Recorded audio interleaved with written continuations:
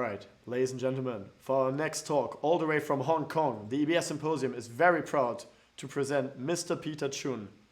He's the founder of Silverbear Capital, one of Asia's prime and major financial companies. He brings over 20 years of financial experience, all the way from the US and Canada, over Frankfurt, all the way to Hong Kong, Korea, and China, and many more countries. Not for nothing, he is known in the global financial circles as the architect. Peter, we are so happy that you're joining us this year again. We are really looking forward to what you have to say. And, well, with that, the stage is all yours. Thank you. Thank you very much. I am so glad that I'm back with the forum this year. I was actually looking forward to be personal here in Frankfurt myself this year, but however, due to COVID, traveling was a little bit harsh from Hong Kong. Anyway, so I hope you guys can still hear me clearly because we're doing this through the internet, but I hope this will not stop our energy between ourselves, getting to know a little bit more about what's going on around the world and how economy has been flowing against the COVID. Anyway, let me start by talking about the general situation in Asia first. So personally, I'm in Hong Kong today. Well, Hong Kong is coming out back from the lockdown slowly. It has been a very rough period of time for Hong Kong. Government offices been closed, bank closed. We're not allowed to go on the streets. There is limitations to even go to restaurants. For a period of time in Hong Kong, we were actually forced not to be allowed to be in a restaurant. So we were first forced to actually eat outside on the streets. We were recommended to stay home. So basically, I would probably say as a financial center, 70% of our GDP was frozen just by the COVID situation, which is a very, very harsh period of time. I guess this, of course, will stop people like me traveling around the world, which I constantly will, and stop going to clients, meeting our clients, closing projects, and this has been a very rough days for myself as well. Now, let me kind of go into the opportunity side, whereby a lot of people say, "Hey, Peter, I think this is very bad," and everybody around the world is feeling the same. For us, we actually have moved on a little bit, and some of our clients do actually come to us with asking, say, "Hey, what can I do? I mean, we're going to do bad. We're closing down. We're going bankrupt.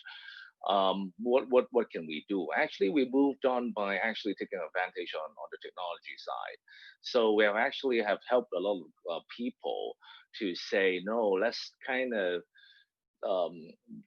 drive away from the traditional side of the world, which usually all the adults and the older people are. So it was kind of hard even to get them to use a smartphone like 10 years ago.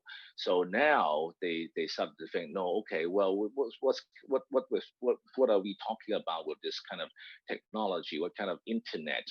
And how internet can actually help us. So we actually have moved on by leveraging the technology that's available to us. We started to do conference calls on Zoom.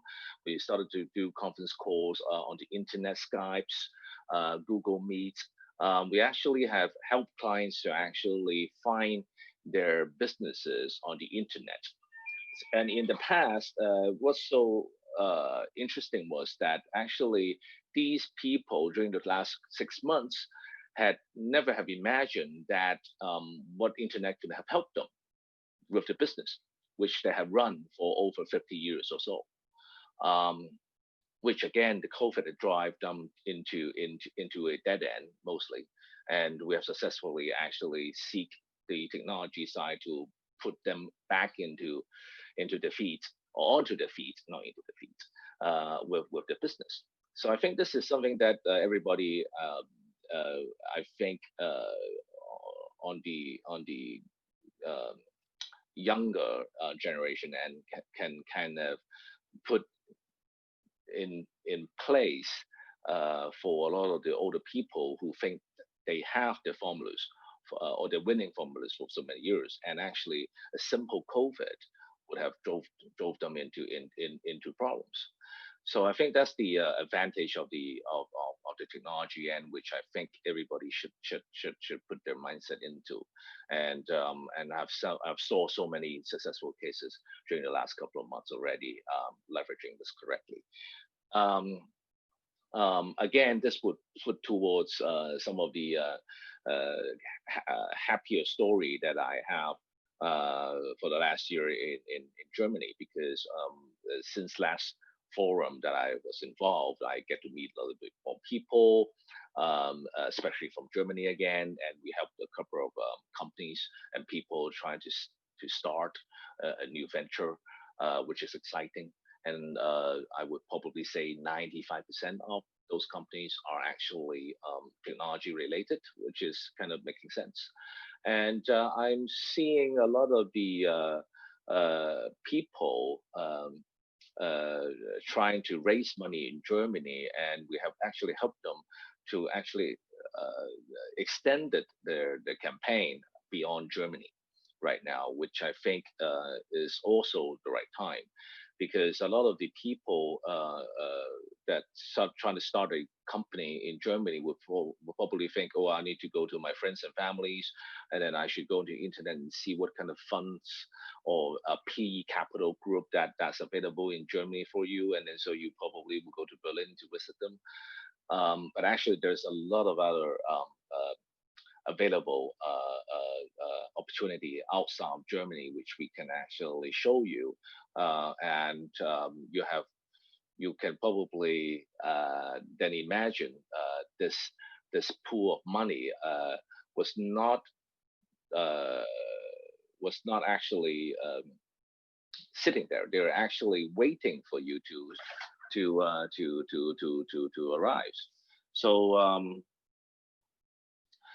I think the justice that, sorry, I need to adjust my camera. Then these are the things that I wanted to kind of remind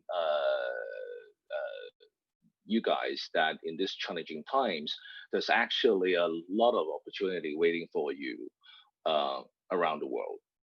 And by leveraging the legacies of precisionness and the legacies of smart and technology that actually that people are able to engineer from your territory for so many years, there's actually still a very big competitive advantage on your end compared to the rest of the world, which is actually being welcomed by the rest of the world, truly.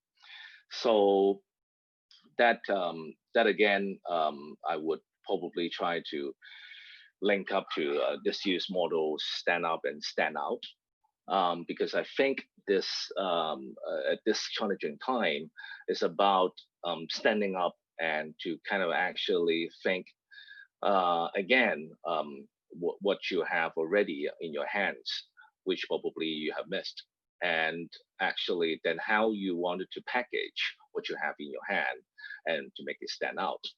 So this would probably help yourself, help your community, or even your country in excelling into the rest of the world about what actually you have in your hands, which you have actually not being able to be realized until somebody tells you that you have something precious. Okay, well we're into the 14 minutes from the talk, so I have probably another 5, and then we can go to Q&A, right? Okay. Well, let me go into a little bit about the old topic that we generally see is the European community, being UK, breaking away from the euro.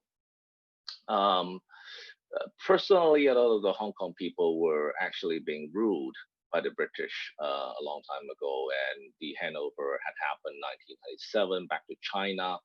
But there is a lot of the British kind of consciousness in the Hong Kong people. But the breaking away from the bigger family for Britain, a lot of the people see this as a questionable move from the outside world. But I see that actually, maybe in the end, that you will realize that actually Germany will also benefit from UK breaking away because you get all these benefits comparatively still by operating in UK with a German holding company nowadays getting some actually rewards on tax benefits or maybe on your currency swaps by having your operation in UK. So a lot of the Asian capital market people like myself uh, do not see that as actually a problem. Actually, is also um, a plus for some of us who want to actually put more effort into Germany with our money and trying to put our money into work. So that's something that I would wanted to mention about, so that you can think about the philosophy behind, because there's so much media um, driving the Brexit so far, and it kind of forgets about actually there's pros and cons with the breaking out. So I think that that's something that I wanted to again say something about. Okay, well, I think we only have 3 more minutes. So is it maybe good to kind of do some Q&A first, and then I can answer some questions? Absolutely. So you can hear me, right? Yeah, absolutely. Perfect. Perfect. Yeah, we've got the first questions coming in actually already. So we might just start with that, and you, well, which is great. You might have a little bit more time to answer these questions in length then, which Okay. is, I believe, the reason why our participants are asking them in the first place. So the first questions we have. So I've got my iPad here. Okay. The people can't speak up in this format. Later, the meet the speaker they can. But for now, I will read the questions. The first one from Jonas Könnecke, Okay. who's asking, just with the whole, not only with the Asian market, but with the whole COVID-19 situation right now, he's interested in knowing which industry or application or topic you think is the best kind of seed, the best place to invest right now. Well, I would probably say anything with a mobile component is very important. So if the technology company would be able to include anything that holds the mobile into the formula, would be welcome. That's kind of the first thing, because everything, I mean, as you can see, everybody is kind of using the smartphone now. So it's very important that the technology company will be able to deploy uh, a solution that links to the mobile. Perfect. Just for the participants as well, if you have any questions, just go to the right side of the screen and press on the question symbol, and you can just ask the questions in our Vente chat. I have another question, which is asking how actually, what are the similarities and what are the polarizing differences between this crisis, obviously caused by the COVID-19 pandemic, and the big mortgage crisis of 2009. So do you see, since you obviously in your professional career witnessed both of them, what are kind of like similarities going through these two recessions, as well as obviously fundamental differences? Well, I think there's two differences which I wanted to kind of mention. Let's go back to the 2009 mortgage crisis first.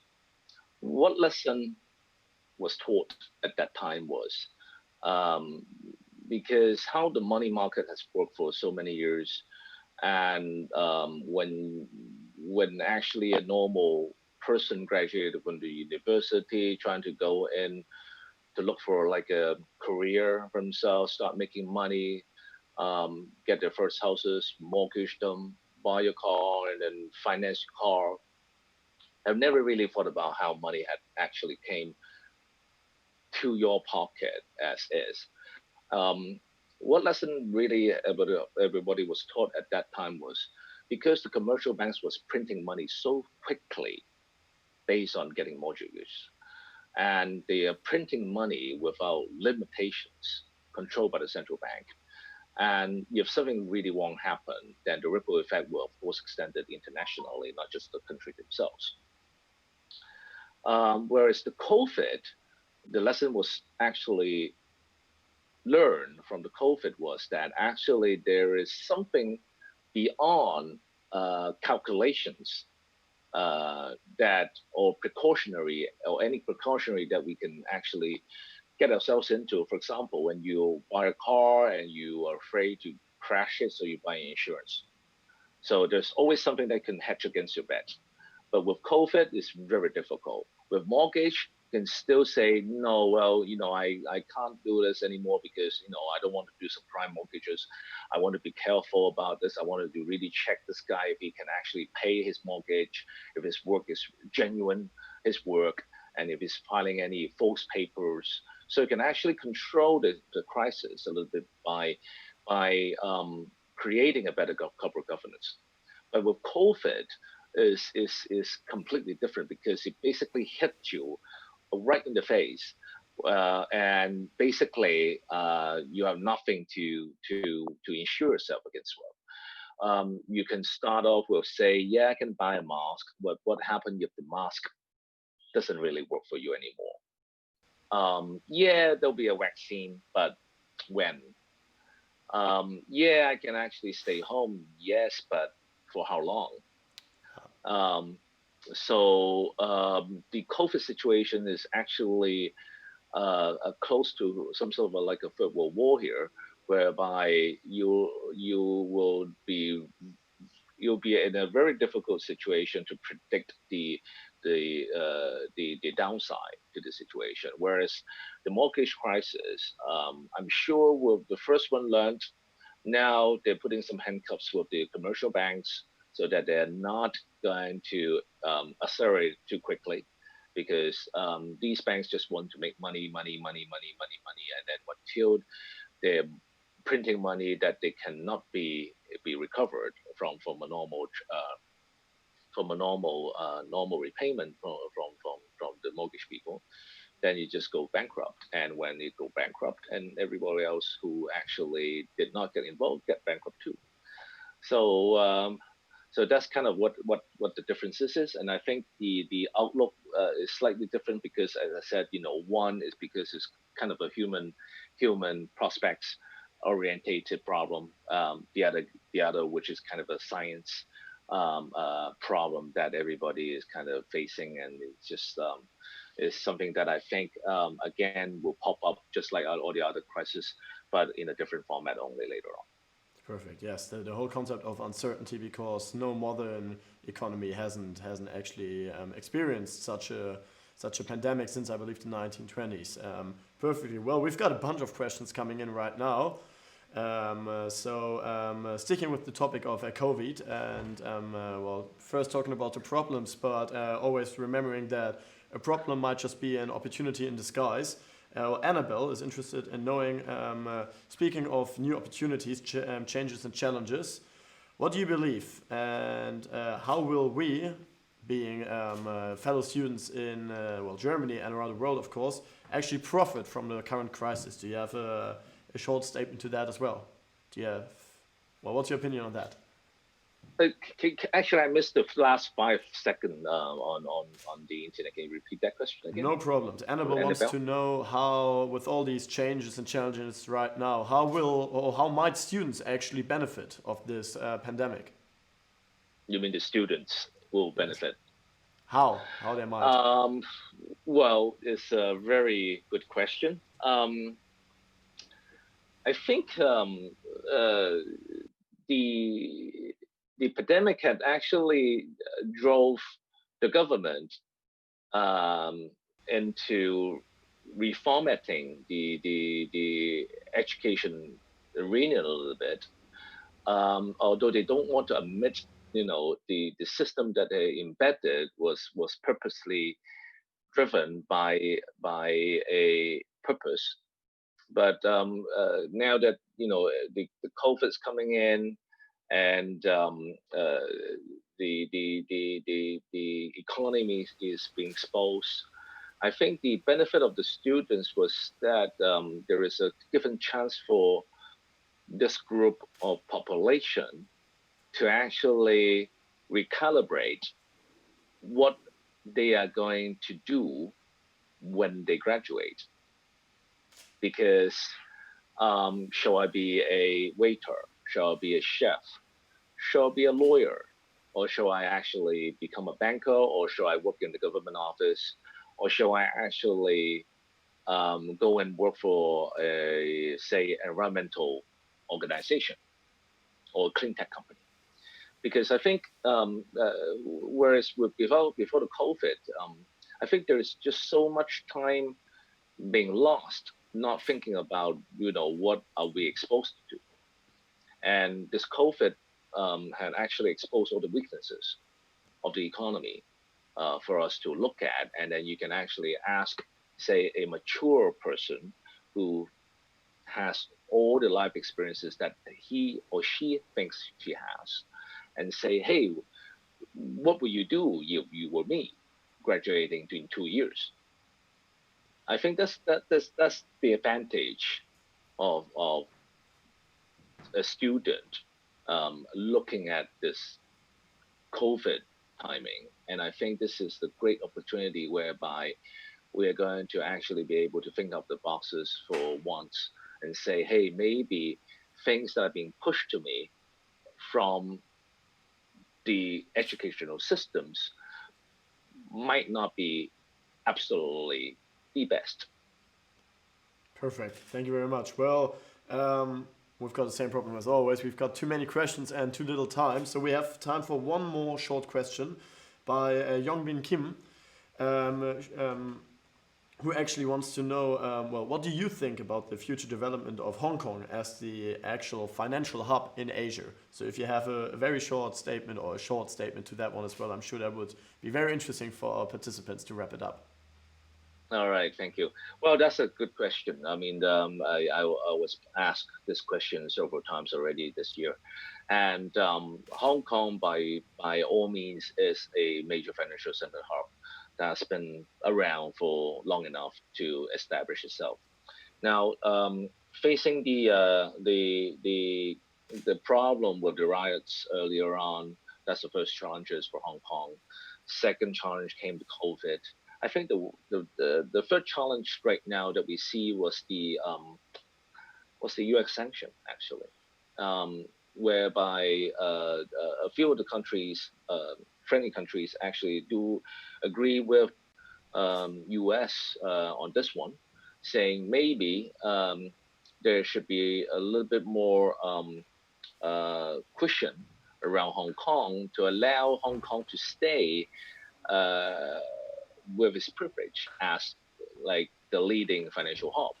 And if there is certain political influential policies being applied to Hong Kong from Beijing, this would probably hurt its status. I would probably say yes. Nobody wants to make any changes, but whether those changes was actually required because of what had happened during the last 1.5 years, it's very difficult to kind of say who's right, who's wrong, like in a couple of sentences. But what I can say in a conclusion is the Hang Seng is supposedly to not do good during these times, with all these factors which I just mentioned. But if you do read the Hang Seng Index numbers, actually it's doing pretty good. And I think that's something that we needed to actually think about and figure out why. Very good. Perfect. Well, we are just on time. So thank you very much for this insight. As always, marvelous to hear your expertise in action. I'm sorry to all the other participants. I know there were a lot more questions. For those of you who are joining Meet the Speaker in just a second with Peter Chun, well, feel free to ask any questions there with the camera on as well personally. I'm sure, Peter, you'll be happy to answer all of them.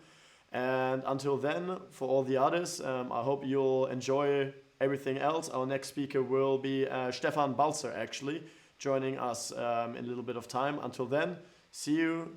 Peter, thank you so much for being here, and I'll see you in a minute. Goodbye. Take care. All right. Thank you. Take care.